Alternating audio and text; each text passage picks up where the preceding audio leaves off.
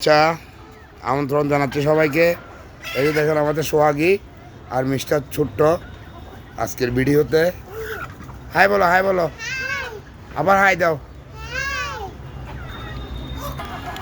আজকে দেখবেন আপনারা দেশি মুরগি পালনে মুরগিকে সুস্থ রাখার উপায় এবং কিভাবে সুস্থ রাখবেন এর উপাদান দিচ্ছি আপনাদেরকে।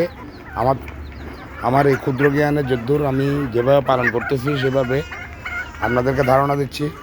এই বর্ষাকালে, এখন তো তীব্র বর্ষা চলতেছে, বর্ষাকালে আপনারা মুরগিকে সুস্থ রাখার জন্য এই লিটার ব্যবস্থাপনাকে আপনারা প্রথমে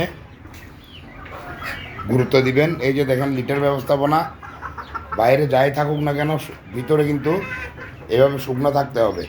এই যে দেখেন আমার এখানে ওরা রাত্রে এই ঘরে থাকবে, ওদেরকে এই শুকনো জায়গায় রাখতে হচ্ছে।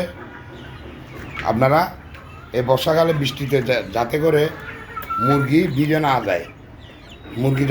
না যায়, সেদিকে আপনারা খেয়াল রাখবেন, ঠিক আছে? এবং লিটারে যাতে কোনো গ্যাস না জমে ভিজে, এটা খেয়াল রাখবেন। যদি একটু গ্যাস জমে যায় তাহলে আপনারা মুরগিকে ঘরটাকে ভালো করে ঝাড়ু টাড়ু দিয়ে রাখবেন, যাতে করে মুরগির কোনো সমস্যা না হয়। একমাত্র মুরগিকে বাঁচাইতে পারবেন আপনারা। দেশি মুরগিকে বাঁচানোর একমাত্র উপায় হচ্ছে আপনারা মুরগিকেও সুস্থ রাখতে হবে। অসুস্থ হলে মুরগি কিন্তু টিকবে না। এই যে দেখেন আমার এখানে, এই যে দেখেন বাচ্চাগুলোর মধ্যে 2-1টার মধ্যে ঠান্ডা লেগে গেছে। এগুলা কাঁচার মধ্যে রাখছে, তারপরও ঠান্ডা লেগে গেছে। লিটার ব্যবস্থাপনায় যদি গ্যাস জমে যায় তাহলে কিন্তু এই গ্যাস থেকে কিন্তু বিপদ। গ্যাস থেকে কিন্তু বিভিন্ন ধরনের রোগ ছড়ায়। চোখ মুখ খুলে যাবে, জ্বর আসবে, ঠান্ডা লেগে যাবে। প্রথম শর্ত হচ্ছে ঠান্ডা লাগবে। তাও লিটার ব্যবস্থাপনা যদি আপনারা ঠিক রাখতে না পারেন তাহলে দেখবেন যে কি মুরগি অসুস্থ হয়ে যাবে। এখানে আপনারা আর সুস্থ রাখতে পারবেন না, তখন কিন্তু আপনার মুরগি মারা যাওয়ার সম্ভাবনা থাকবে। তো দয়া করে আপনারা মুরগির লিটার শুকনো রাখবেন এবং লাগলে একবার দুবার করে নিচে বালি থাক আর যাই থাক একটু নাড়াচাড়া করে দিবেন।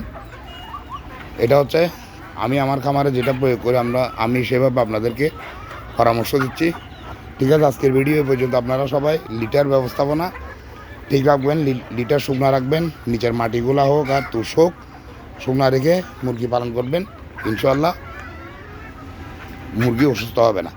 আজকের ভিডিও পর্যন্ত আমার চ্যানেলটাকে সাবস্ক্রাইব করে দিবেন, সবাই ফেসবুকে ফলো করে দিবেন। খোদা হাফেজ, ভালো থাকবেন সবাই। আসসালাম।